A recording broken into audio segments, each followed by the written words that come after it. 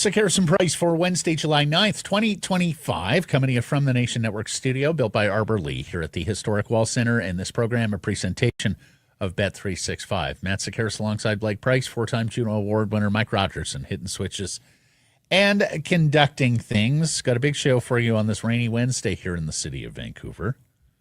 Rain. How about that? Yeah, we needed it. We'll take it. Lots of sun coming. Yes. We're doing a charity golf tournament today. Rain. The one day. The one day. Mm-hmm. Our Whistler Golf Club poll question today. What's the highest price you pay for a top two center? Yes, we are getting down to desperate and dire straits here. Jonathan Lekkerimäki and Tom Willander in a package, the top two prospects. One of those guys with next year's first round pick, or you can vote one of the above. Or sorry, none of the above at the Sakaris and Price X and YouTube channels. Blake Price, what says you? I would try to avoid trading Willander at all costs. So what's the biggest price I'm willing to pay? If it's the right guy, if it's a legitimate 2C, I would get to next year's first in Lekkerimäki. I would do that. I voted the same thing. Yeah.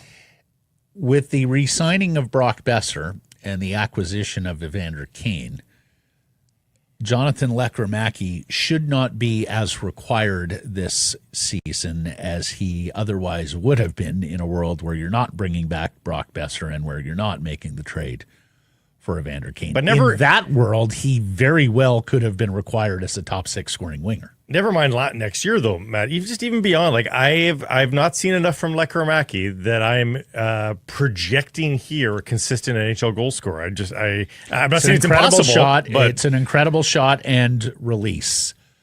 Was also pretty nifty in that shootout. I see a scoring profile here, but I do see a guy who's got to get faster and stronger. So there's a development and there's a projection there that I think is going to take more than this coming season to realize.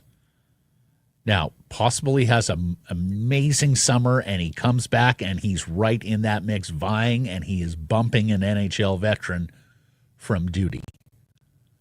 But I think that's less likely. I don't think that's most likely at this stage of the game. I think Lekkerimäki is a sort of year-out projection type of guy at this stage. And, of course, he's not the profile of a top-four right-shot defenseman.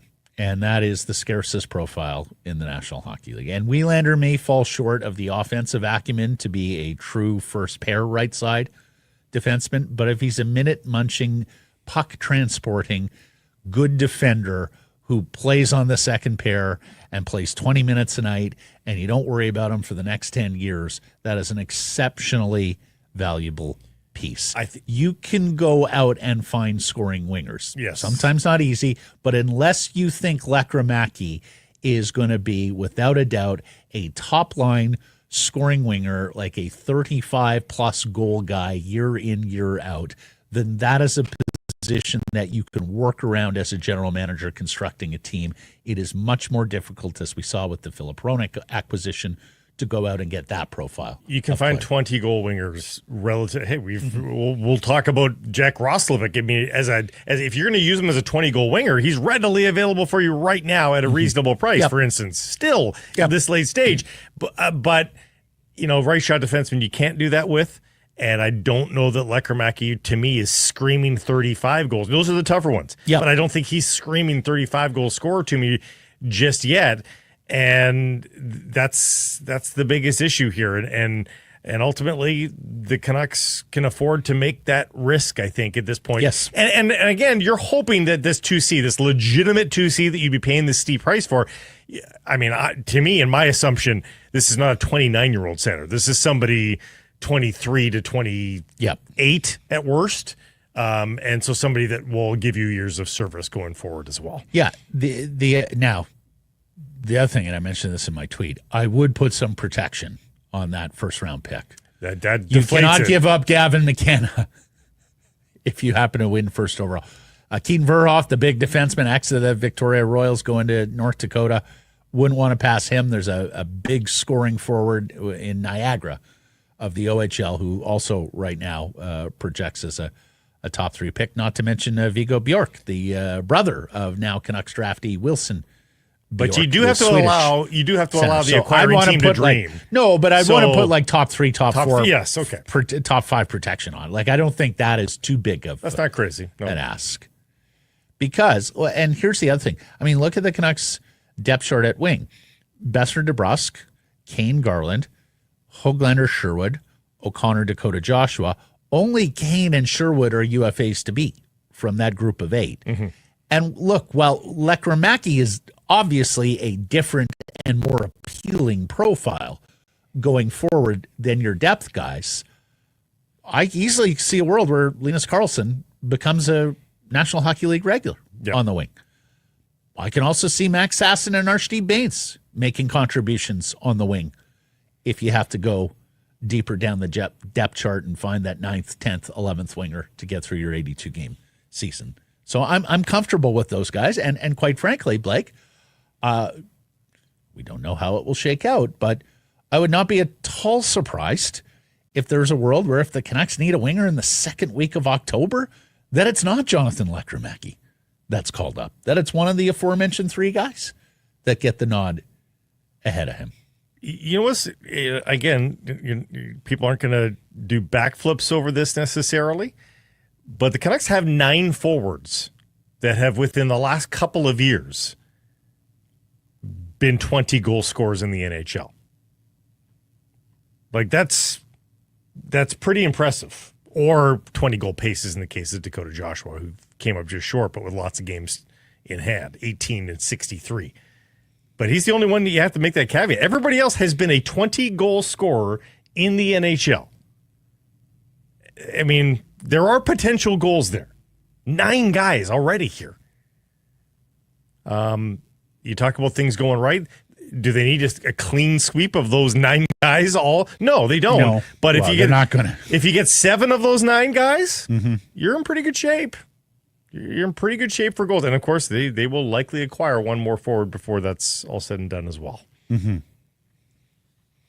The daily poll question brought to you by our friends at the Whistler Golf Club, accepting bookings for any time during the 2025 season. Primetime's filling up fast. When you're up there, check out Palmer's Gallery Bar and Grill overlooking the 18th green.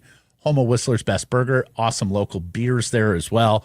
If you have a group of 12 or more, tell them about your group, whistlergolf.com/groups. Time to get to our top story, brought to you by Yellow Dog Brewing, Neighborhood Brewing, and Foolish Winery. And all 3 establishments will be busy this September as the Vancouver Canucks go camping.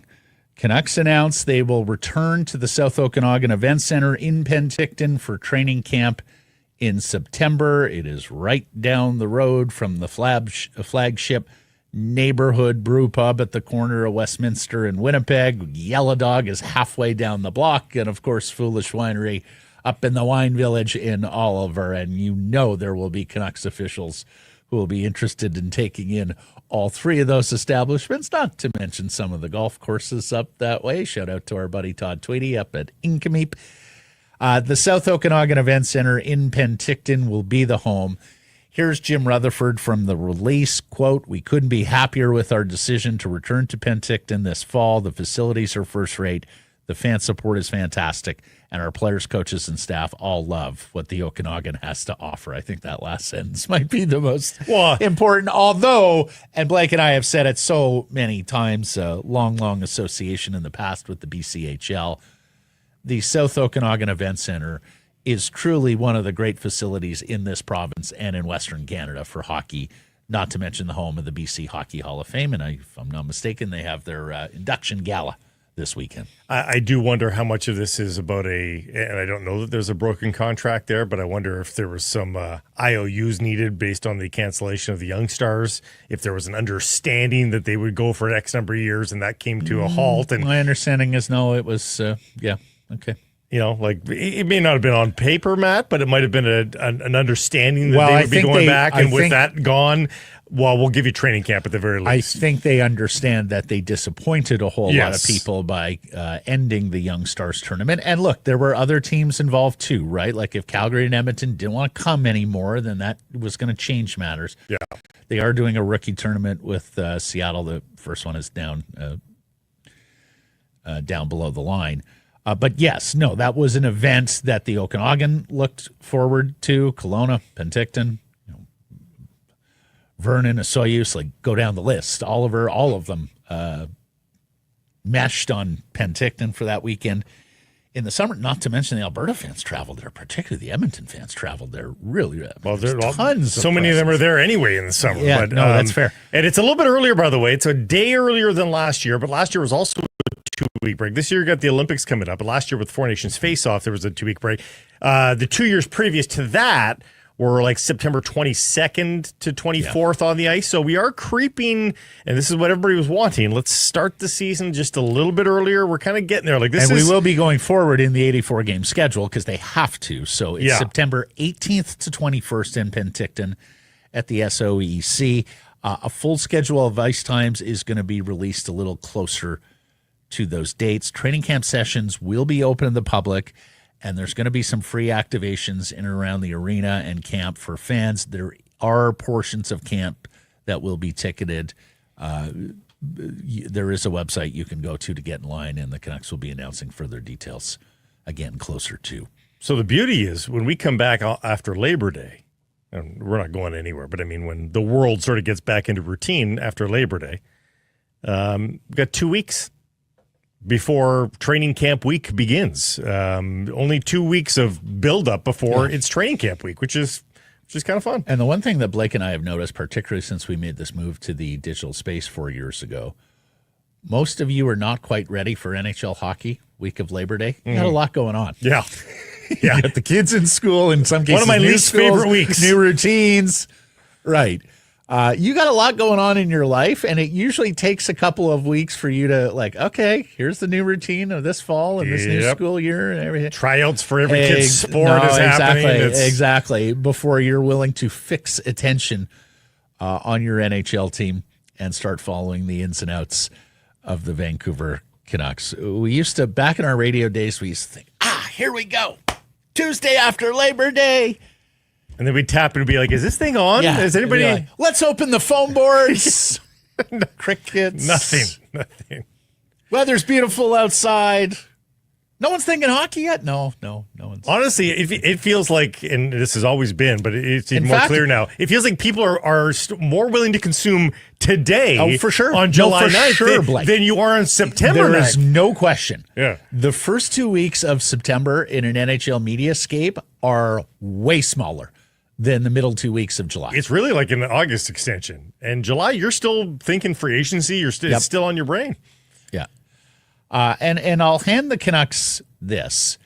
The late Bob Ackles with the BC Lions used to always say, we're not Vancouver's team, we're BC's team, and that means we have a responsibility to go out and visit different corners of the province with our team, with our training camp, so on and so on. Now, Bobby said that before Thompson Rivers University in Kamloops became the perfect spot for a BC Lions training camp year after year after year, which is why they do it there. But as you see with Amar Doman, who's a Vancouver Islander, they have brought the team over to the island, and they are also looking at games somewhere in the province next year when they're kicked out of BC Place for the World Cup. So the Lions have always viewed themselves as a provincial team and behaved accordingly. Now, the Canucks are named Vancouver, not BC, and they don't use the terrific slogan, "We are all Canucks," as much as they once used to. But I will give them this, and this was in the release as well, since 1974. It's 51 years ago. They have done training camp in Abbotsford, Courtenay, Duncan, Kamloops, Parksville, Powell River. Boy, I was surprised to see that one. In the 70s. I think. Prince George, Vernon, Victoria, and Whistler, and of course, Penticton. So well done on Canucks Sports Entertainment for understanding you were more than just Metro Vancouver. Get on out there. I don't the team, flesh and blood, to other parts of the province. With rare exception, and I think a couple of years where we've said, okay, that makes sense. But with rare exception, it should never really be in Vancouver. Like, no. With most years, I think there's every reason to believe you should share it. But the other thing, province. Blake, and dare to dream here with me, folks, when they do build a practice facility, and I am saying when, I'm taking a very long-range view on that, but I am saying when. Yeah. And particularly if this ownership owns the team when that gets done. First couple of years they might do it and there. we could only hope not. They will absolutely be doing it at their practice facility to save money. You think? Yeah. This ownership group for sure. We'll see about that would be ownership groups. That would be very close-minded because, as we've just talked about, like moving it around makes you money. This ownership group doesn't particularly understand goodwill. Well, it's not even goodwill, though, Matt. Yeah, I think you are spreading your brand. It is strengthening your brand. I think it, in a long-range view, makes you money. But they might not. You would have to understand that and not just look at the balance sheet. Yeah, at the end of the month. If the balance sheet is governing everything, then yeah. Anyways, looking forward to Penticton again in September. If not for the doubleheader, which we had last year of Young Stars and training camp, then at the very least for training camp. Often they bring the scrimmage back down to Vancouver. I hope they leave the scrimmage up there. Well, if they're saying ticketed portion, that's just it has to be the scrimmage, right? It doesn't have to be. They've done. Well, they say training camp sessions will be open to the public and will include additional free activations for fans. And then I would have to find the exact. You know what? You go ahead, and I will find the exact wording of how they have talked about the ticketed portions. Yeah, well, I hope that's the case. New beer release tomorrow. We had one yesterday. I'm going to preview one for tomorrow. This is from Neighborhood Brewing, again, right there in downtown Penticton, releasing the Pop Quiz American Pale Ale. The Pop Quiz American Pale Ale. And it's the ultimate collab cram session between Neighborhood Brewing and Old Schoolhouse Brewing. It's bright, crushable, full of hop-forward answers to all your taste bud questions, bursting with citrus, a hint of pine, and a smooth, easy finish. It's study break approved.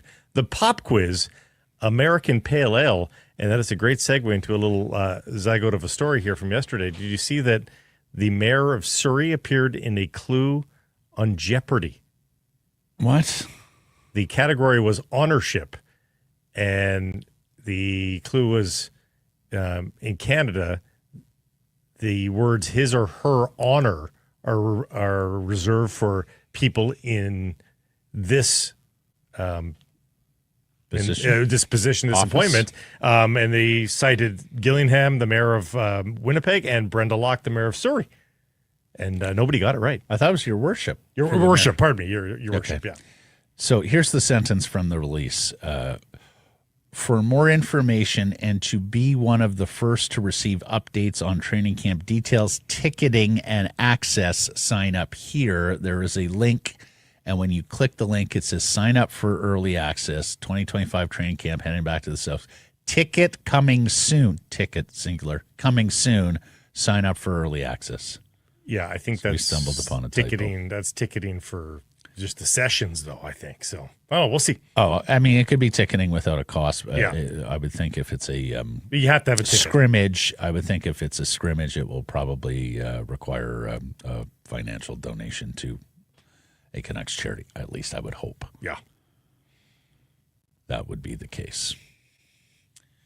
Nobody got your worship, huh? Okay. Nope. They went 0 for 2. Two guesses, but in the States, you just call them mayor, Mr. Mayor, I Madam guess. Mayor. I guess that's a British thing now, now could Canadian be. thing. Yeah. They don't do right honorable either. No. And they do lieutenant, or we do lieutenant? We do lieutenant. They do lieutenant. Yeah. We do the British lieutenant governor. Weird. Someone once told me in some of those, small U.S. towns down south, there are 4 people who get called by their title. Mayor, sheriff, Governor? no, in small towns. Oh, small towns. Okay. Mayor, sheriff, judge, coach. The high school coach. and maybe not in that order. The high school coach might be more important than the mayor, the judge. That's true. And the sheriff. And in some cases, maybe he's got two of those offices. And you know it's a he because we're talking about small town, deep south U.S. Yeah. Okay, here we go. So Martin H.S. in Colorado. And Elliot Friedman was musing about this on 32 Thoughts. And with every right. Is he going to commit to the Avs? And if the answer is no, and of course he's eligible for an extension right now as a UFA to be next summer, what are the Avalanche going to do about that? Chris McFarland in the Avalanche front office drew a line with franchise icon Stanley Cup winner Mikko Rantanen. So you know they're drawing a line with Martin H.S. as well, right? They won't love him more. These aren't guys who are going to say no to Rantanen's contract demands and move him only to turn around and give Martin H.S. every penny that he's asking for. Who's 80% the player best. Honestly, unless Martin H.S. is like the runaway leader for the Hart Trophy by next year's trade deadline, if his name isn't on a contract extension with the Colorado Avalanche, they're moving him on. Because they also showed the gumption to not lose Rantanen for nothing, right? Like they could have said, hey, franchise icon, one of, if not the best power forwards in the game, McKinnon and our guys love him. Let's just go all in on a Stanley Cup run this year. And if we lose Rantanen, we lose Rantanen. Nope. No, they didn't do that. Do they risk starting the season with Nets? I think so. But I also wonder if negotiations aren't progressing there, whether that trade could come this summer as well. Now, for the Canucks, we know he's been bandied about, right? Mm-hmm. Back in his Carolina days and the phone call for Elias Pettersson prior to the deadline 2 years ago. He's more a winger than a center, but he has played middle ice in the past. Oh, the speed and the transition game that he could help infuse into this team, right? I mean, we're talking about one of the best skaters in the National Hockey League.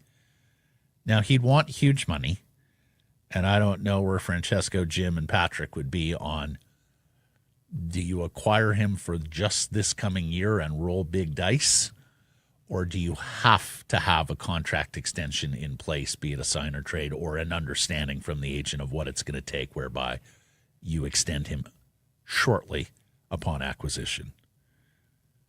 Depends on the price, but if you're paying a huge cost, you'd think you'd want. You would think so. The contract. And make no mistake, I mean, I think what we're talking about here in the Whistler Golf Club poll question about high prices for that bona fide top six forward or top two centerman. I think the Lekkerimäkis, the Willanders, the first round picks next year.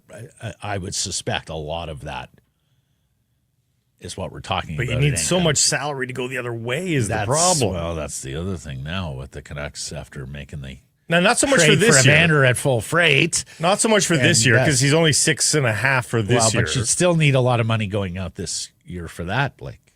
Yep, you would. Yeah, I mean, you'd have to include Joshua and Hoglander or Garland or something like that. Yeah, just re-signed him though. What are the chances? And HS is one of the luminaries in what is right now an extraordinary class of 2026 unrestricted free agents in the NHL. I mean, just look at this list. It's a who's who. Connor McDavid, Jack Eichel, Artemi Panarin, Kirill Kaprizov, Kyle Connor, Ovechkin, although I think. Yeah, that's it. Kempe, Bobrovsky, Tuck, Malkin, Carlson, Ekholm, Anderson, Kopitar, although Gustafsson in goal. The likelihood, and we've talked about it all week, and we talk about it often with Jeff Merrick, most GMs just want to be safe. Most GMs just want to keep their guys and not have to test themselves by going out and replacing that position. And there's not a lot of warts on a lot of those players. Like they are just slam dunk. Exactly. They're just slam dunk. Whatever you want, put the number down. That's the other. Yeah, exactly. Yeah. Like we're not sitting here talking about a Nikolai Ehlers, where very good player, don't get me wrong, but you go, oh, you'd like to see a little more goals. Yeah, Kaprizov is not Nick Ehlers. No. No. I mean, okay, Kempe and Tuck may not be true first-line wingers, although Kempe, I don't know. Yeah, I quite like Kempe now. Carlson might be old enough that you're going, okay, well, he's not the guy that, okay, sure enough, but he's still a top 4 right-shot defenseman.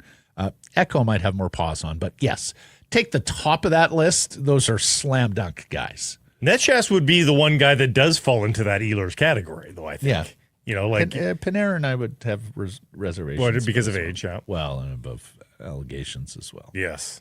Settlements. But I think the vast majority are re-signed. I don't think they get to July 1st. You might be disappointed if you're holding out for that. But here's the one thing I do want to bring up, because we haven't mentioned this yet this summer.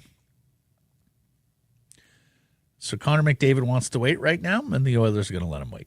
And we saw this with Draisaitl last year, who re-signed, extended, I should say, late in the summer. Mm-hmm. If we get to training camp and Connor McDavid isn't under contract, that is a most interesting situation. Now, I can't imagine that Connor McDavid wants it to get to that level, because I think Connor McDavid's representative would know well enough to advise him, Connor, if we're a UFA to B next year, your entire season is going to be about, are you going to extend? Are you moving on? And you can sit there and say, I'm shutting it down. I'm not taking any questions about next. The conversation will still be there. And the conversation, because of your stature of a player, is not just happening on the outside. It is happening within the walls of the Oilers operation and within the walls of the dressing room as well. Let's face it.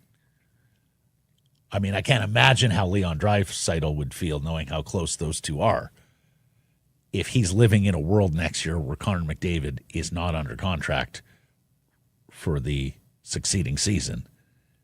And all this conversation is going on about, could this be McDavid's last year with the Oilers? So that's something to track for the summer. I'll say this about his free agency. There would be times where I would absolutely, admittedly, guiltily fan the flames of scandal and his departure and take greatly in torturing our Oiler fan friends. There is nothing in his postseason presser that led me to believe it's an actual risk. And I'll also say this about the last 2 Stanley Cup finals that ended in disappointment for the Oilers and for him. Mm-hmm. You know what? If he was all world, if he was doing everything and the team around him just kind of let him down, then I'd think, oh, he's pissed. They didn't give him a good enough team and he's pissed. Yeah. Connor's not been amazing in either of the Cup finals. No, he hasn't. And so but I agree. Like he has his own growing to do there in order to get his team across the line. Yep. But what I will say, and they made another trade yesterday, we're going to talk about that. If this is once again that team that falls short because they can't get a save when they need a save, or because they just lack a little bit of the depth up front, or because their defense core isn't quite stout enough on the goal prevention side, does McDavid look at it and say, okay, I've given it a very good run here and gave 2 management groups every opportunity to build a cup winner. It is time for me to go elsewhere. Well, And here's the thing, Blake. He can do that even with a contract extension, because players of this stature, if they want out, they just push their way out. Yes. But I'll again, to invoke what we've talked about here, you give yourself as many swings at the plate as you can to win a Stanley Cup. And what have the Edmonton Oilers given Connor McDavid the last couple of years? They've given him a really good swing at the Cup. They 2 in a row. They've done enough to get to that point. Yep. So, there's hasn't been without nervous moments. No. First rounds where you're down to the Kings, you're looking at down the barrel of a big series deficit. But I would think Connor McDavid is humble enough to admit that a guy like Nathan MacKinnon is in his orbit in terms of quality of player. Nathan MacKinnon, because of your success, Connor, has not had those swings. There's been elite superstars that haven't had 2 straight swings at a Stanley Cup. Like you know, so McDavid's got to be very careful about thinking grass is greener. I hear you, Blake, but right now their goaltending tandem is Stuart Skinner and Calvin Pickard. No, 100%. We are July 9th, and they still have that goaltending tandem. But that alone and can't be. I'm not sure John Gibson was the answer, but John Gibson was traded. That alone can't be a reason to leave. And I'm not sure there's holes everywhere in every team. I'm not sure any of the goaltenders on what was, to say the least, a middling crop of UFA goaltenders were the answer. But But the question isn't really who's the answer; it's who's an upgrade. Because there's a lot of guys who would present as an upgrade. To what you have. All that is a long-winded way of me saying there was times where I would have thought that, hey, McDavid might need to leave. I don't think he is. Yeah, the Draisaitl extension for me and how close they are, and even Kyle's McDavid's partner, Lauren Kyle, was on Instagram recently saying oil for life. Yeah, exactly. So a lot of hints that it's going to be okay. I think it's going to be done, and so I don't think he'll be one of the guys who gets to unrestricted free agency, but I could see some of these guys getting there, Blake. Kaprizov's very interesting. Minnesota doesn't get that deal done. Russians, they all want to play in New York, Miami. It's the Eastern Seaboard anyway. Yeah. Connor, an American player in Winnipeg, right? We've seen that storyline before. Yeah. Tuck, I mean, there's a lot of smoke in Buffalo that the decision on Tuck is this summer. If he's not willing to extend, Buffalo has to move him. Malkin's already been told, this is your last year in Pittsburgh. It's another interesting, although he has a lot less left. And Eichel, I think it's also just a matter of time and Vegas getting their cap in order to give him what he wants. Fair? Yeah. Won a cup there, so. I think he's probably staying. Okay. Yeah. Speaking of that trade, Edmonton-Tampa Bay, with an interesting trade yesterday, and this is the second year in the row where the Oilers have gone out and acquired a top prospect, top six forward. Last year was Matt Savoy, an Edmonton kid from Buffalo in the McLeod trade. Mm-hmm. And this year it's Isaac Howard from the Tampa Bay Lightning for Ryan O'Reilly. Howard wouldn't sign with the Lightning. I don't even know the full story there. Why not? I mean, they're one of the best organizations in the NHL in a tax-free jurisdiction, but for whatever reason, he wasn't signing with the Lightning. This was somewhat known and talked about even going back to the deadline. He's the Hobey Baker winner from Michigan State, a young scoring winger. He's got all sorts of confidence and riz. And a one-time first-round pick. And now Edmonton is going to pair him with one of their good centers, at least that is the hope. Savoy, acquired last summer, as mentioned, may well also be in the top six. So suddenly Edmonton has a couple of promising young top six scoring wingers to play with their stud centers. Well, per our previous conversation, what is that? ELC, which is what they need in order to pay a guy like Connor McDavid. O'Reilly, perhaps less offensive upside than Howard, but also a one-time first-round pick. Considered a middle six, smart, responsible two-way center, and from a fantastic. Did I say Ryan O'Reilly? I meant Sam O'Reilly. My bad. Thank you. Mike got in my ear there to fix me. Sam O'Reilly from the London Knights program where he's won a Memorial Cup. So, and a right shot center at that. The last pick, 32nd overall in the 2024 draft. So Tampa gets their sort of profile of player, right? When you think of Point, you think of Cirelli, and Edmonton gets what they need. Yeah, not a blockbuster trade, but it's a useful trade for both sides. Yeah, it's a useful player. Those who know puck and those who know prospects would look at this and go, that's a very interesting trade. And particularly from the Tampa side of things, because you were kind of boxed into a corner here. The kid wasn't going to sign with you. So you had to do something with him. And they got, I would argue, a commensurate value. Okay. So the CBA, which was ratified yesterday by the PA, and Jeff Merrick was kind enough to send me a summary that I'm going to pour through, and most of the big points we already know. There is one interesting note in this new CBA, which, again, will kick in not this coming season, but the season thereafter, so 26-27. Any player loaned to the AHL will have to play one game in the AHL before being recalled. This stops teams from loaning players to the AHL but not sending them down, the papering, if you will. Teams did this to save cap space for a day or two at a time. Now a player has to play. Now, on the surface, this might look like a disadvantage for the Canucks because, of course, they did all that tolling of cap space last year, sending the players up and down. That was their mantra early in the season, right? Remember, Patrick Allvin was all about cap space. Like September to December, Allvin is messaging cap space. They're sending guys down for 2 days, bringing them back up because they can. Don't require waivers to save these incremental bits of cap space because we're going to need all that cap space to go on out and get that prize deadline acquisition for contention. And then they ended the season with millions of dollars of cap space. They did, yes. But hey, so better to have it than plan not. sort of shifted, right? Yeah.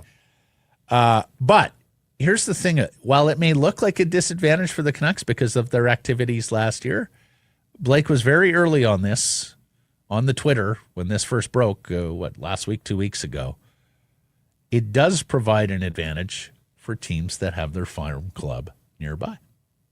Which is, I don't know, maybe half the league, something like that now. Like most half the league is wise to this act, probably. Well, it's better than what the Alberta teams have now, sending players to Bakersfield and well, Calgary's okay. They got the Wranglers. I thought they were in Stockton, weren't they? No, Calgary's got the Calgary Wranglers. Yeah, my bad. Yeah, Edmonton to Bakersfield. Yes, there's that. San Jose, Vancouver, LA are okay. But even for a team like Utah, Utah to Tucson isn't far, but it's not a drive. Like it still involves carting somebody. You could drive it, but you wouldn't want to necessarily. So like just the ease of a drive really does make this a non-story for them. Right. So Linus Karlsson, we're sending you down. Go play a game on a Thursday night. A Friday night in Abbotsford. Yeah. And if we've got a Sunday evening game and your services are required and both teams are at home, then we bring you back. Yeah. Easy peasy. Yeah, not the end of the world. You're not getting in, hours before game time, missing pregame skates and meetings and things like that. Mm-hmm. So we will go through more of these CBA deal points as the summer goes on. But that is a new one and an interesting one. And I was trying to think, what's the motivation behind that? Did Gary just not like the fact that it was a loophole?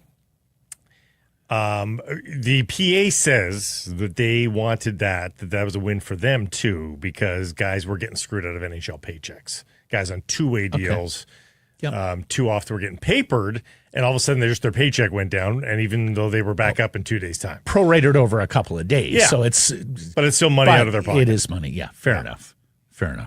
Yes. And it's funny because last year, the year before, there were stories around Major League Baseball of young players coming up, playing a few games, and then, sore elbow, sore this, going on the IL for 10 days, basically to earn that Major League money over the 10 days. So, yes, that's how thinly we're splicing things these days. But, yes, that stands to reason on the player side of things. And I'm sure Gary didn't like the fact that teams were thumbing their nose at. But sending players down is going to be a lot easier or a lot more difficult this year for the guys that have been waiver eligible. The Canucks don't have the same waiver freedom here. Guys like Karlsson, Ratu, Baines, all requiring waivers. Shilov's now, so it's going to have to be. You're right. Actually, my bad example for me on Linus Karlsson. DPD can still go down on waivers without any kind of. Lekkerimäki's okay. Lekkerimäki's fine. Sasson is fine. Sasson mid-season could pass thresholds. That's Victor right. Mancini and Max Sasson are both at risk of passing threshold mid-season that could make them waiver ineligible. Willander and Kudryavtsev would be fine as well, as would Tolopilo. So they have to be a little bit more pragmatic on making decisions on those veteran middle-aged prospects, if you will. Time now for our menu. It is brought to you by Greta. Greta, a fantastic spot to catch all the games home and away. Pre-game or post-game at Greta. You are just a short hop over to the stadium or to the arena.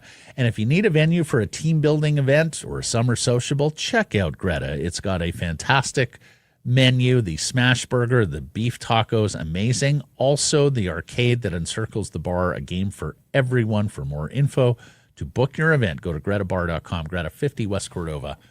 Let the games begin. Fantastic conversation with Frank Corrado today. We talk about the Whistler Golf Club poll question, Willander, Lekkerimäki, 2026 first-round picks, what to move if you're looking for that top two center.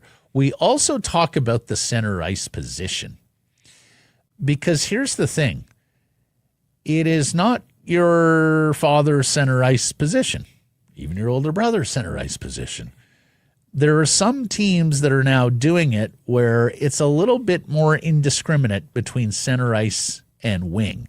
So Frank, who does such an amazing job of explaining the X's and O's of the game to us in lay people terms, we test him with that. We say, okay, let us know where a center iceman is distinct and asked to play differently and thus a more difficult profile to acquire, and then tell us about the systems where the center iceman and the wingers really have a lot more things in common than they might have otherwise several years ago in the NHL in terms of the way teams play. Also talk to Frank about what's out there, Martin H.S., Jack Roslovic in particular. That's all coming up. And then later in the program, the Golf Report brought to you by the Whistler Golf Club on Rory McIlroy. Are you ready for an all-Vancouver derby? It could come to pass as soon as this evening. And big happenings in baseball as well, with the Mariners and Cal Raleigh, with the Toronto Blue Jays and their winning streak in Chicago. Not to mention earth-shaking news from Formula One today. So we'll get into all of that later in the program. Time now for our Bet365 Bets of the Day. This segment proudly brought to you by Bet365. I was on a future yesterday, so you go ahead. I was as well. I will turn to Wimbledon. And it has been 2 straight Wimbledons for Carlos Alcaraz. But I think that streak, I don't foresee 3 straight Wimbledons for Alcaraz. He's taking on the 5th seed Taylor Fritz in Friday's semifinal. And I think it might be Taylor Fritz's time to go on a run to at least the final. And I'm just tempted by the number. It's a pretty big number to be this deep in the tournament where you've got top-seeded players up against each other. Taylor Fritz at plus 400 is a pretty big number, so you don't even have to put much down there. I'll take Fritz over Alcaraz at plus 400. Wow. Aren't you getting gambly?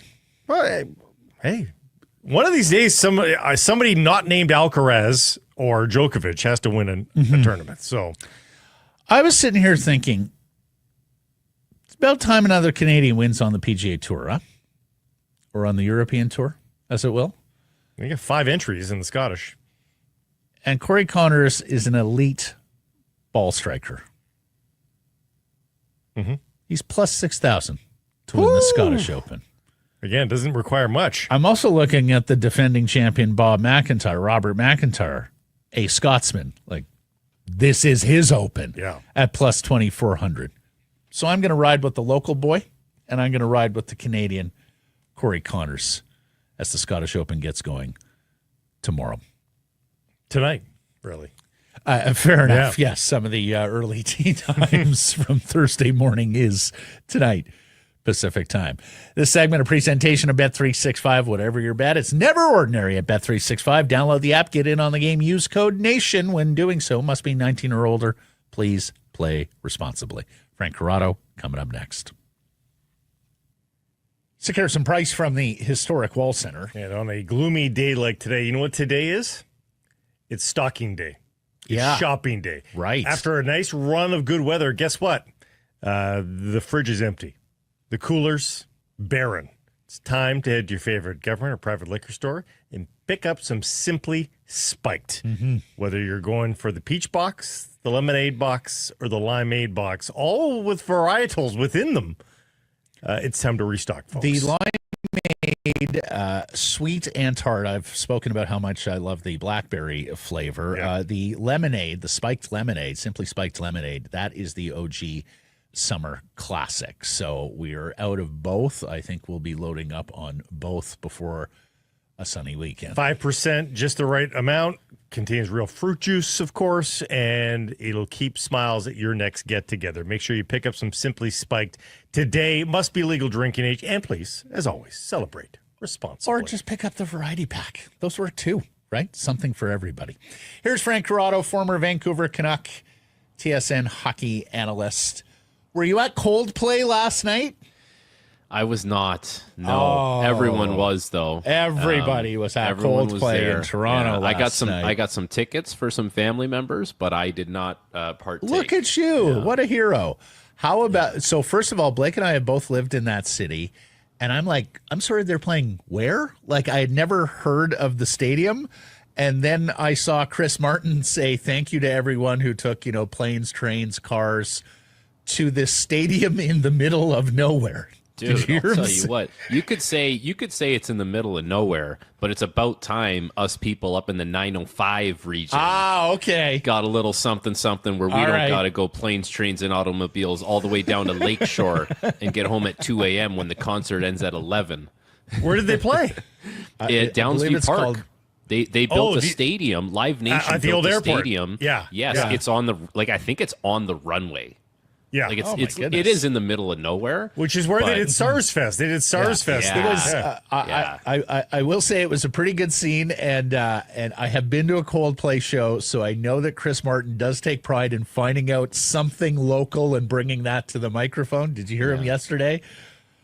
Blue Jays, fantastic run. Now we got to get those starters going deeper into ball games to preserve the bullpen. Oh, he's analyzing. Exactly. In the crowd, get him on the show. Yeah, right. I'll give this to Toronto. They've got that one, which is like a semi-permanent, like they'll tear it down at the end of the summer. But and then they've got the new Ontario place, whatever they call that, the Budweiser stage or whatever that is. We're trying to build a soccer specific. I don't know if they're tearing this thing down. It kind of looks like it's there to stay. I think this. I think they're gonna. I think they semi-tear it down at the end of the year, and then we'll rebuild it next. It's going to be a semi-permanent summer structure. Okay. Yeah. But you got more venues than we do right now. It's too bad. We need something like that. Not like I'm taking advantage of it, but no, exactly. Well, when you have when you have two newborns at home, outdoor festivals are going to be soon in your wheelhouse. Though you bring them in the stroller, you just park them there, and then you watch a festival. Yeah, we'll be there. You're close. You're close. Headphones like young Francesco behind the Canucks bench. Right. Remember, he grew up with the headphones. That's right, Piero. Yeah. Okay, let's move on to hockey. Let's do enough. Frank, we are now wondering the price that the Canucks might have to pay to get that elusive top six center. And we're asking on our Whistler Golf Club poll question, highest price you'd pay, whether that's the two top prospects, Lekkerimäki and Willander, whether that's the 26th first round pick and one of those prospects, whether that's D. Petey, Elias Patterson. What says you, my friend? They have struck out, and there's apparently a lot of competition for this profile of player. How high should they be willing to go? Well, I mean, when it comes down to it, and you're going to do the transaction, something substantial is going to have to go the other way. Like, there's just no way around it. There's too many teams that are in the same boat as the Canucks that need that, like, coveted number 2 center. And we're going to wait and see how the season plays out, because I'm sure teams want to go into it and see how many games they lose and see where they're at before they make the decision. Like, no one's willing to throw in the towel just yet. But I think it's going to be a situation where if Vancouver has a package and Montreal has a package, and who are the other teams looking for second-line centers? Like, I feel like there's a whole bunch of them, but those are the two that come to mind right away. Like, who... The team that has that player, like if it's Pittsburgh or whoever has that player, they're going to try and create a little bit of a bidding war for you. I would go this way. I would say I'm willing to part with one of my A guys, but definitely not two at the same time. There's no way I could stomach doing like Willander plus Lekkerimäki. And I think the Canucks are going to be in a situation where they have to see how well they play. how many wins and losses they have. Because if it gets to the point where it's like you can kind of see where this team is headed and it's not anywhere good, then why would you move Willander or Lekkerimäki or DPD? Because those are the guys you're going to build this thing around, hopefully, as things turn the corner. But I still think there's too much hockey that needs to be played when the season gets going before you can honestly say what a price is going to be for a second-line center. I spoke about the first-round pick moving last week to him and Jeff, and they both, like, they winced. They were cowering. They said, no, you cannot, because the Wheels, I think the Canucks can make the playoffs. I think there's a very, I won't say easy path, but I think there's a reasonable path to the playoffs for them. But it's certainly a non-zero chance that the wheels fall off again this year. What if everyone gets hurt again?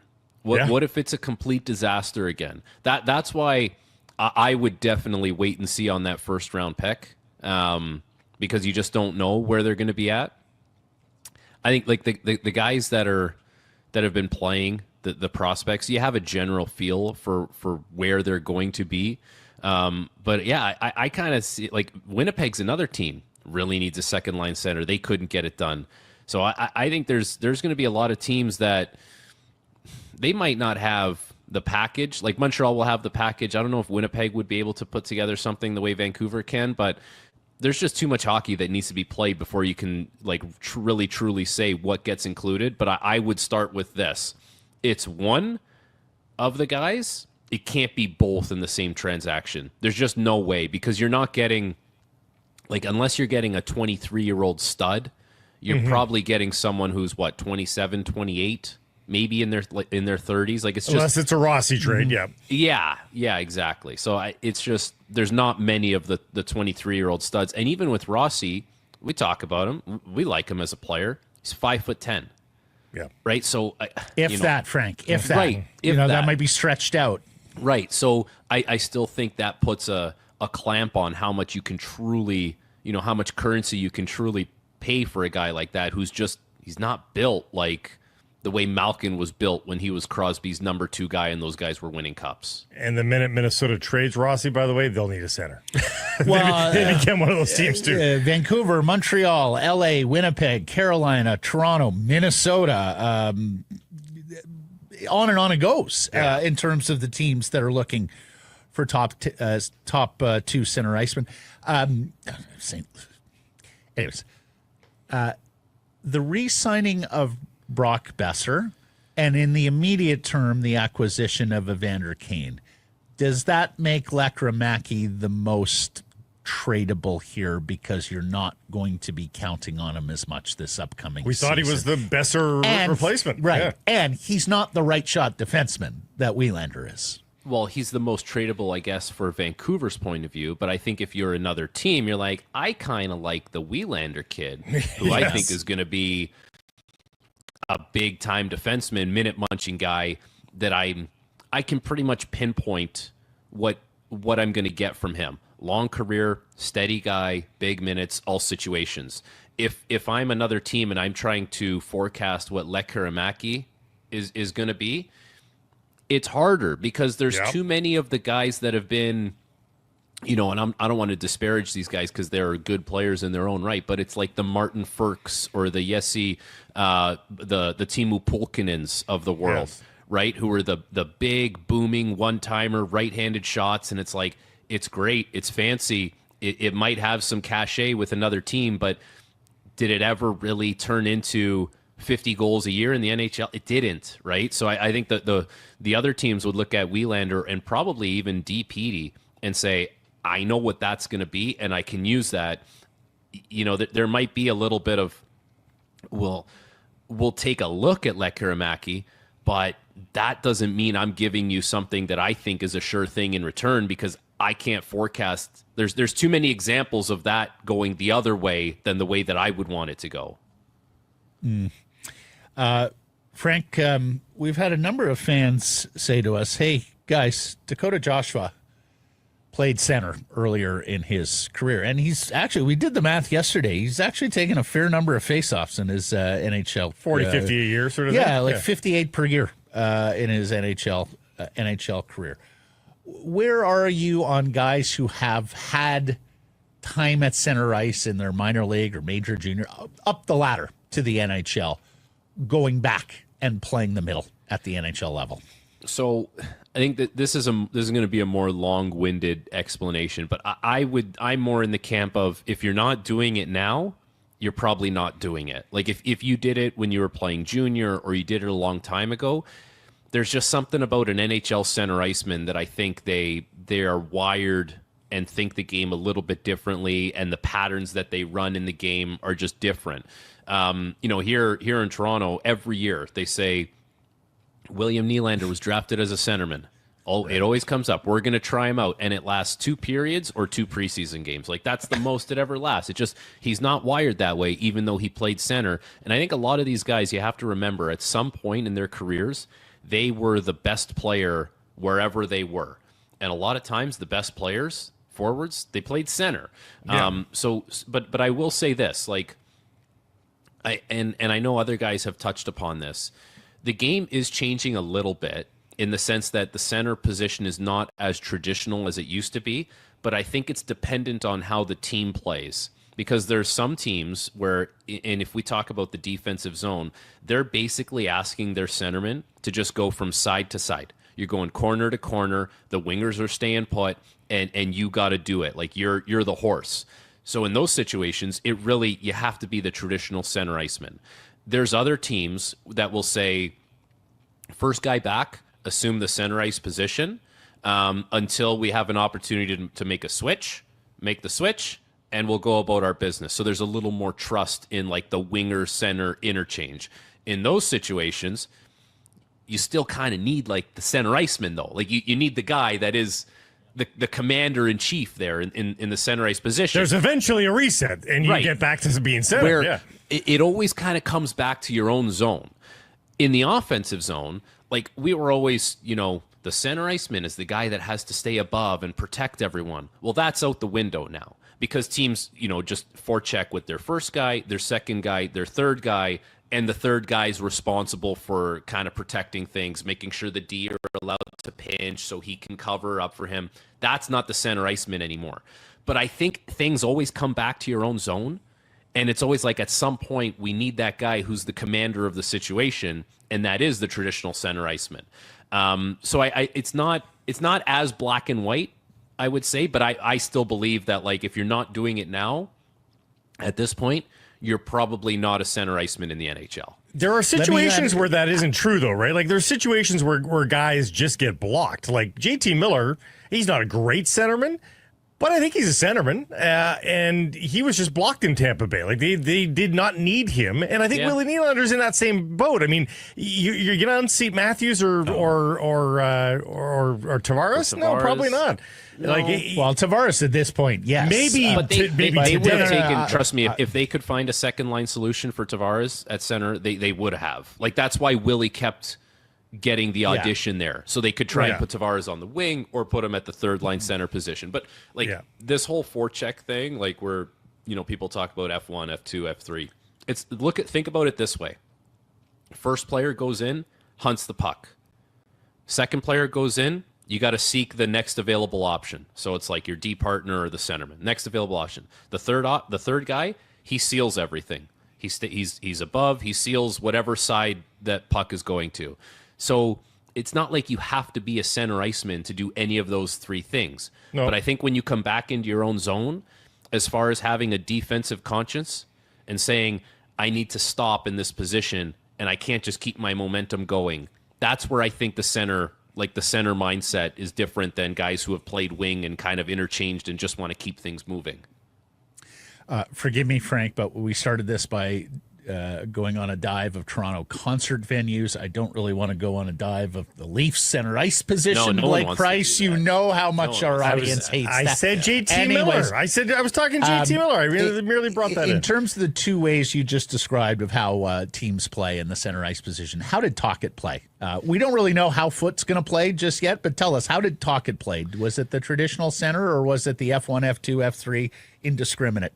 So when I was briefly with him in Pittsburgh, it was first player back is assuming the the low responsibility. You don't even call it the center responsibility anymore. You call it like the low forward responsibility until you have an opportunity to make the switch. And then there's a little communication, and then you do that. Because it doesn't make any sense. It doesn't make any sense for teams to say wingers are just coming back to their spots and they're going to wait for the traditional center iceman to come back and play low. So everyone's doing that now. I think where that, what I was talking about earlier, you know, the center that goes from side to side, teams will do that, or teams will do something that's basically called like an interchange, where if the puck's on one side of the ice and the puck switches like behind the net and goes to the other side, sometimes the winger who was on that side, he'll go down and play there, and the guy who was playing center just pops up into the winger spot.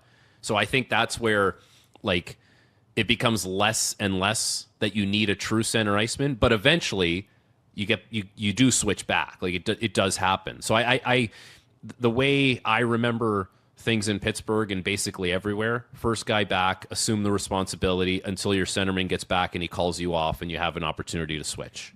I don't know if Adam Foote is the guy to do this, to take it to the next level. But do you think it goes another level? I mean, we've talked about positionless sports before. The NBA is certainly close to that. Baseball with opener pitchers, with shortstops playing right behind the pitcher, or second baseman right behind the pitcher. I mean, things are moving in other sports. Eligibility in the NFL.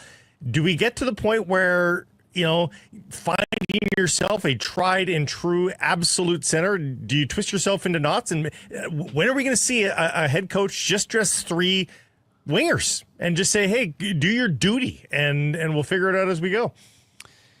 I don't even think it's for the face-offs, because I like there's wingers that do well in face-offs. Yes, exactly. I think face-offs just kind of comes down to, do you practice it? How's your wrist strength? How are your reflexes? I think you can win face-offs. It's a singular skill. No, totally. It doesn't come down to the face-offs for me. No. If teams were thinking this way, that they were willing to kind of throw three forwards over the boards and say, let's roll it out and see what happens, then we wouldn't have all this narrative of teams saying we need the second line center. And we wouldn't make such a big deal come playoff time when we do the matchup, like who controls the middle of the ice. The centerman oftentimes controls the middle of the ice, right? So I still, as much as things interchange and players are everywhere on the ice and there's a lot of communication, there's switches that happen, it's more those things that happen are more about applying as much pressure as quickly as possible, because there's too much gap of time if you're waiting for everyone who's the right position to do the right thing. You just give guys too much space. So I still think we'll have a lot of motion in the game. We'll have some more freewheeling, but we'll still like seek out the guy who is, the legit centerman. I think whatever. We're a Vancouver show, but if we're just bringing up examples here, like Ottawa's an interesting situation because Stützle, he kind of darts like a winger, right? Like he's not super traditional as a centerman, but the way he does it, you feel like he's always kind of like in that middle corridor of the ice. So it's interesting, but there's one, like if you watch him play, you're like, I could see him being a winger, but he works as a centerman. I've heard your colleague Jeff O'Neill say I might be the last guy alive who still believes he is just a winger, and he's not, and they're not going to be everything they want to be with him playing at center ice. Having said all that, Martin H.S., can he play center? That's a good question. For me, I see him as a winger. Like I always just have seen him that way.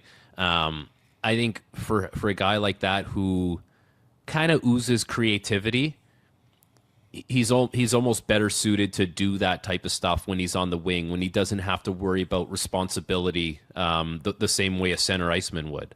I see him more as a winger than a centerman. But he's one of the fastest players in the league. Is the speed also better used on the flank, or can it work as well functionally down the middle? Here's a Mike Sullivan saying for you. He would talk about this with the centerman all the time. You have to cut down your skating when you play center ice. And so for a guy that's really fast like Natchez, a guy that's really fast like Stützle, and there's a lot of like Nathan McKinnon, Connor McDavid, right? Like there's so many fast centermen, but it's the timing of things, cutting down your skate. You don't necessarily always have to be the fastest guy, but it also depends how you play.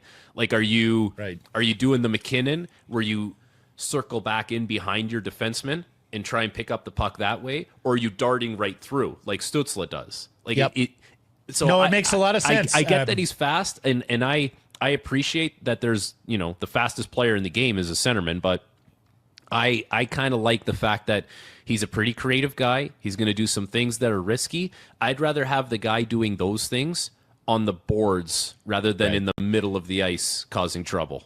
It makes sense what Sullivan says. It reminds me of this guy was talking about last year when we were looking at Messi in Argentina in the Gold Cup. Messi's big thing is play slow it down. Like, I want to see what's in front of me, and I'm not be able to do that at full speed. There are times to go play full speed, but you can't be doing that at all times. How about this soccer cut for you, Blake? My buddy Andrea Pirlo, he wasn't fast, but Pirlo, he had the puck, slowed everything, he had the ball, he slowed everything down. It was unbelievable. Hearing you describe net chess guys, though, of course he's going to bring it back to an Italian. Yes, that's true.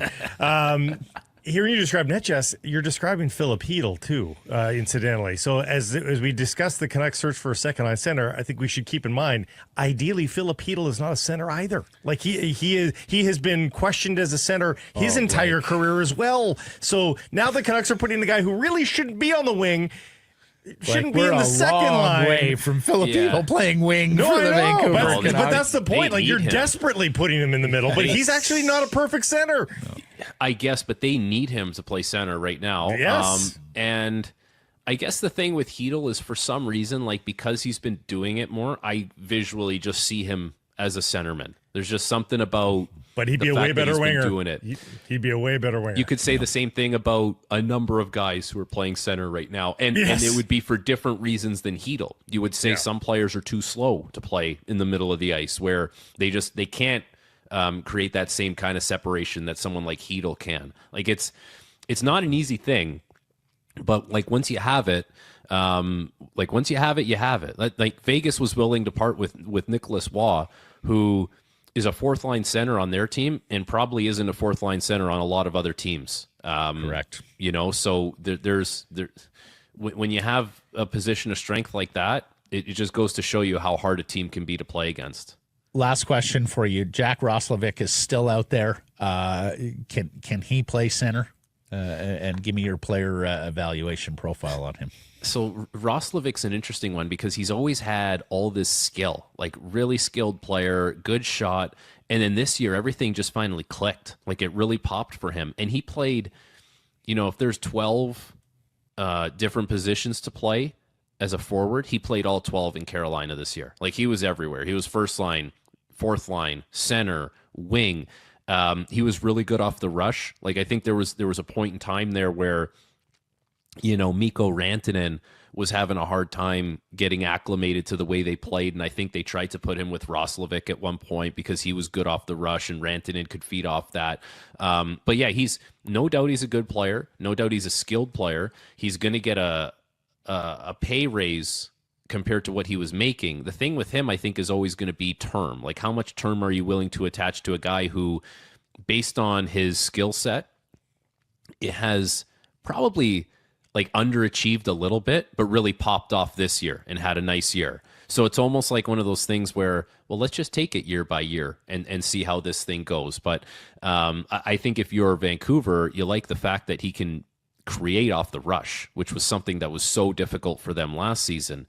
And he would be more naturally inclined to fit that need. But you're talking about potentially another $4 million on the books, maybe, when it's all said and done. I don't know. You how still think he's going to command that? Well, he's making $2 now. He could be in a situation where he's waiting for teams to move money. I could totally see that. That's been a theory. I've heard Toronto for that purpose. Yeah, pick and choose where he goes that makes sense, where there's going to be a good fit. But yeah, like, it's a 20-goal scorer, skilled guy, right-handed player, versatile in offensive ways. So, it's not a bad player to have. It's just, how much is it going to cost and how much term, like everything. And I know it's not all about the face-offs. He was 54% in the dot last year on 355. We've reached beggars can't be choosers territory we in have free agency. Yeah. Everyone's at the cottage. Yes. or the cabin, Yes. as the case may be, or the chalet if you're en français. Or the camp if you're from Northern Ontario. That's true. Oh, wow. If you prefer Well, mosquitoes. If you're from Northern Ontario, you live at a cottage, you vacation at your camp. That's right. That's right. Thanks, Frank. Yeah. See you, boys. Sakaris and Price from the historic Wall Center. And look, we're going to have a hockey schedule next week. You're going to be able to plan, if you don't live in Metro Vancouver, your trip to our city to watch some hockey. So here's what you do. The schedule comes out. You pick a game. You call the Wall Center at 604-331-1000. You say, I'm coming to town these nights. I want the Sakaris and Price rate. You make it an event. And you make it an event. We know how many of you are listening from abroad here who don't have daily access to our city. Come on down, stay at the Wall. Some blackout dates apply on that rate. Hell, if you live in White Rock or Pitt Meadows or whatever, you want just to go all the way home. Exactly. Have a cocktail. Exactly. Walk back to the Wall Center. Bang. There you have it. All right. The golf report brought to you by the Whistler Golf Club, where Rory McIlroy. I was so pleased to hear and see this yesterday, Blake, because we mentioned it briefly yesterday. Coming off the coronation, the achievement of a lifetime, the career Grand Slam at the Masters in April, he has been a grumpy, petulant, it's had the opposite effect on him. He did his media tour. It was all smiles and giggles. Everybody loved Rory. And then he just started feuding with everyone. Well, I think people started to hang on his every word. People started to take him to account. And I think, with regards to the LIV versus PGA stuff, he grew really tired of being the front person there. Oh, but he's long gone there. he's. And then I think also getting the career slam, I think he thought, okay, but that's not the end of the line for me. Now I'm going to try and figure out how to win them regularly again. Yeah. And he started to fall into superstitions and he was like, oh, I'm not going to talk now before this one because I'm going to take this one seriously. And he just wasn't himself. It was just very, very odd. Yesterday he did media in advance of the Scottish Open, and he was the Rory we all know and love. And he said location matters. He wants to win a U.S. Open at Pebble Beach. He wants to win an Open Championship at Royal Portrush, and he'll get the chance next week on home soil there. And St. Andrews he wants in to. Northern Ireland, of course. Well, I mean, look, Tiger, Jack, both winners at St. Andrews, both winners at Pebble Beach. Yeah.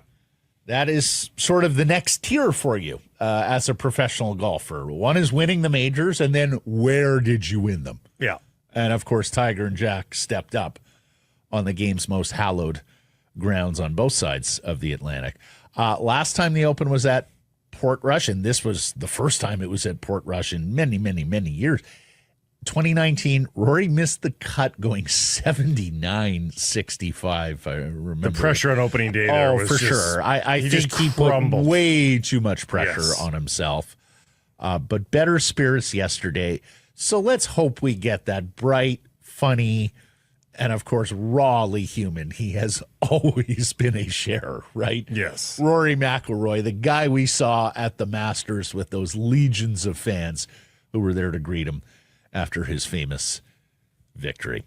The Whistler Golf Club now taking bookings for any time during the 2025 season. The prime times are filling up fast, and whether you're golfing or just visiting Whistler, check out Palmer's Gallery Bar and Grill overlooking the 18th green.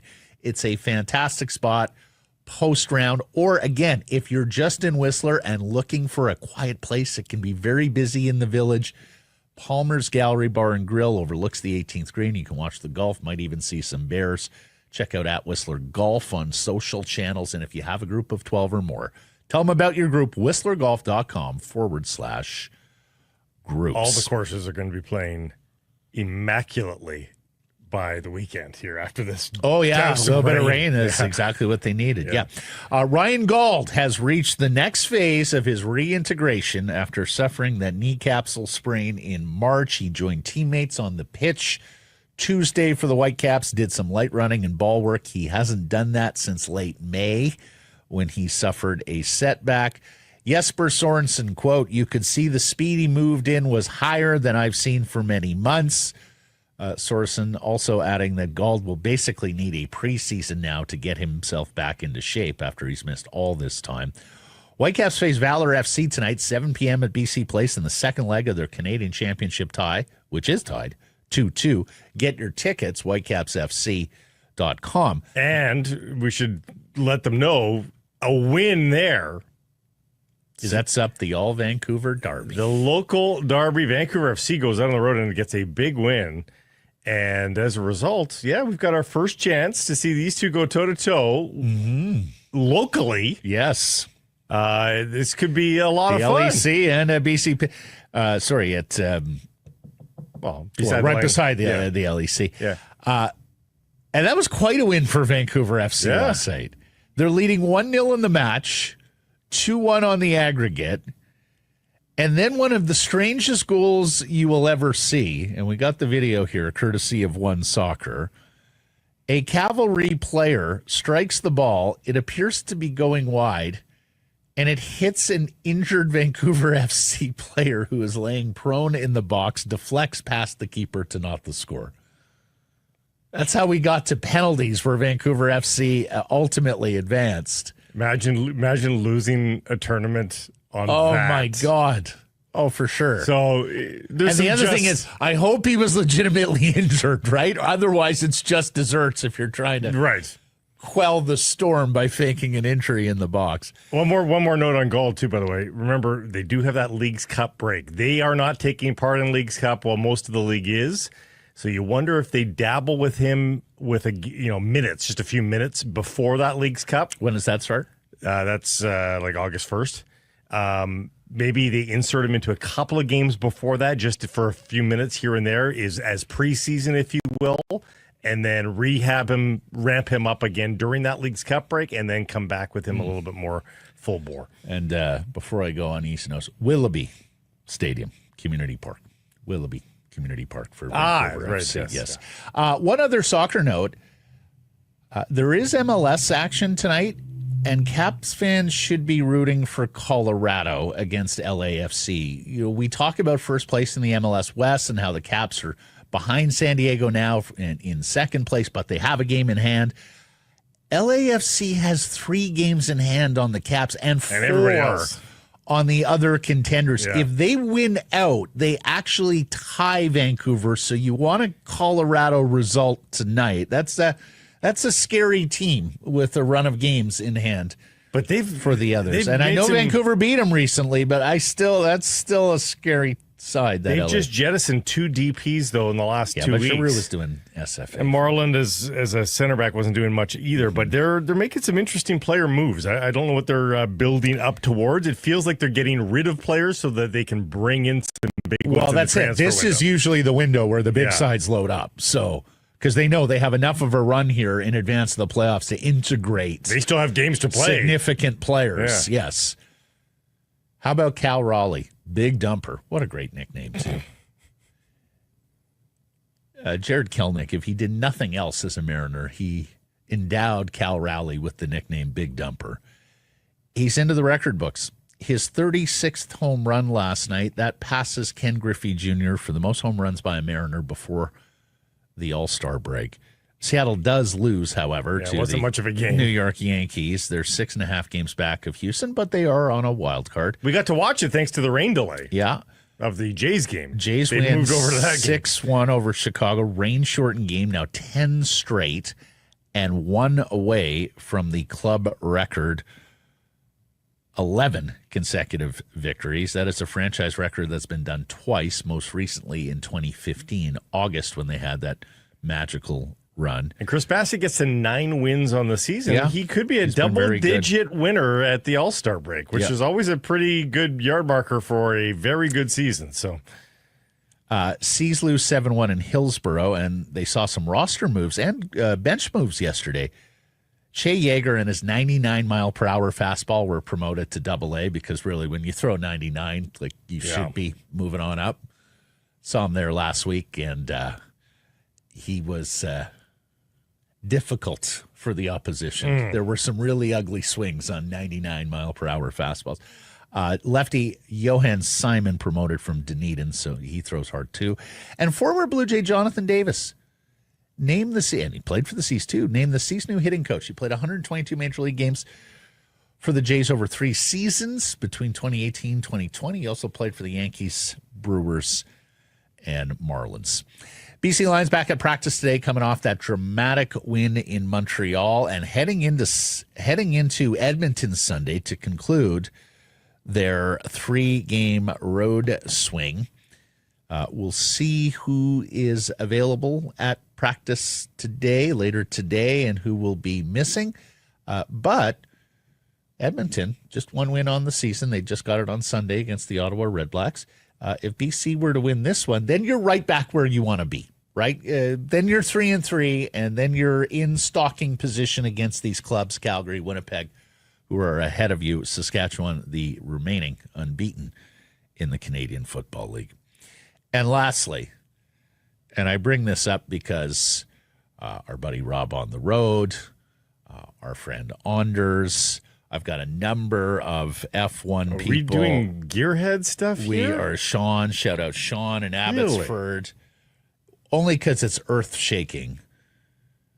From Formula One today, Red Bull Racing's team principal, Christian Horner, has been fired after 20 years, 8 driver championships, 6 constructor championships, 2 dynasties, or dynasties, as they might say in England. Yes, It's a very stylish way to say it, huh? With Sebastian Vettel and Max Verstappen. He reportedly called a team meeting this morning to announce that Vettel would be replacing 82-year-old Helmut Marko as head of the Red Bull Drivers Development Program, and hours later he was canned. Marko had emerged. F1 is, we talked about the Canucks as a soap opera. F1 is an ongoing soap opera. That's why their reality series has done so well. Well, you almost wonder if one has begun. I mean, I'm sure it Exactly. was always if there. They're playing to all this. They are playing to all of it now. Marko had emerged as Horner's in-team rival, aligning with the Verstappens, Max and his father, Jos. Max had not been happy with the car this year. It's miles behind McLaren. There are rumors of his departure to Mercedes next season. So this is a last-ditch attempt for many to keep Max at Red Bull. There were also allegations against Horner last season of inappropriate controlling behavior by a female employee. He was cleared after an investigation, but he never really stepped back into the limelight to the same degree that he had before. He was everywhere as Max was winning his first couple of drivers' championships. Through all that episode, his wife, the former Spice Girl, Jerry Halliwell, Ginger Spice, stood by him. He apparently broke down emotionally this morning when addressing more than 1,000 Red Bull employees at the team HQ. Put it this way, Blake. Next season's Drive to Survive, the reality, this episode will do so many streams. Yeah. Because the other thing about F1 is the camera is just about everywhere. Like, as you know, motorsport has a huge history of being media and television friendly. And so all of this will be documented and brought to the fore in time. One other little item here from our assistant directors of content, Rob Williams and Basketball Phil. Oh, yes, Forwarding I this saw on. the U.S. Sportsbook has put out odds for expansion teams in the National Basketball Association. And everybody knows who 1 and 2 are there, Seattle and Vegas. The curiosity comes for who's next. And in tight succession, Mexico City, Kansas City, and Vancouver. Yeah. I don't like it. At very sort of short, medium odds. The long odds are Montreal down at 66-1, Vancouver at 14-1. And Matt, I think it's interesting, but I don't know where it's coming from. I don't know where it's coming from either, but I would not take that bet. I would not take that bet. No, it's Seattle all. and Vegas. It's Seattle and Vegas. Well, the question would be, okay, that's the next one. But if they go again, or if there's relocation, would they be considered? And I still don't think they would. Mm-hmm. I don't think they would at all. I don't think we're on the menu for the National Basketball Association. So, well, the one thing I will say is that Silver recently made comments around the All-Star break about how expansion into U.S. cities doesn't really bring that many more people to the yard. that they're looking for larger territorial expansion. Yeah. And Vancouver, I suppose, would qualify there. I mean, if you get the province of British Columbia, that's 5 million, but it's only 5 million, right? Like that's basically the size of a very big U.S. city. And as much as the If you Raptors got play Western here, it's Canada, not the but same. you know the Raptors have had 20 years here where they've basically taken over the basketball fandom, much like the Jays with the Expos departure. I wonder if they're going international too. Like, I mean, they are such a big sport now worldwide, and that is their advantage over the NFL, baseball, and hockey, right? Like, they resonate more in China and across the globe than other sports do. Would love to see it. I have my doubts, especially because you'd either have to build an arena or you're playing at Rogers Arena. And what does that mean? That means you have to buy out the Aquilinis. Right, you're not going to be the Aquilini's tenant at Rogers Arena. Also, I hate to say the two words again, but you'd need a practice facility. Practice facility. Results of the Whistler Golf Club poll question from Tuesday. What should the Canucks do with Dakota Joshua? The options here were trade him, try him at center, or leave him be. What did the people say? Leave him be. Indeed. Percentage? 55. 46. 38% want to trade him. 17% want to try him at center. Ivy says trade him and Shelovs for a decent 2C. Well, I think it's going to take more than that, Ivy. Yeah. Daniel says center. He doesn't do a lot of face-offs, but he's 54% in the draw. It's actually 52, Daniel. Better than EP40 and Hedel. He's a natural center. He's 6'3", big body, better off in front of the crease. Put EP40 on the wing to get those one-timers off the draw. Ooh, that is outside the box. Graham says leave him be. Center makes things worse, and his value is mid to low pick for the 6th rounder, and no other point as the team isn't good enough anyways. Okay, thank you for your replies there. Errors and omissions from yesterday's program. I wondered, has there been an I-5 trade yet? How could I forget Daniel Sprong from the Vancouver Canucks to the Seattle Kraken? I was going to say, do you remember what they got for him? I believe it was I'm not sure the Canucks do either. It was future considerations. That was a coffee. That was a coffee at Starbucks. Exactly. Buy me a coffee at Starbucks next time we're down at Climate Pledge. Yeah. Here's Daniel Sprong. Thank you so much for taking him. Thank you for joining us, everybody. Appreciate you spending some time connecting with the program. Please do subscribe to all our assorted channels, YouTube, and wherever you get your podcast. Follow on social. That's X, Insta, Facebook, TikTok, YouTube, Blue Sky, live on many of those platforms, noon Pacific time weekdays. And, of course, support the community sponsors you hear us talking about and keep it local.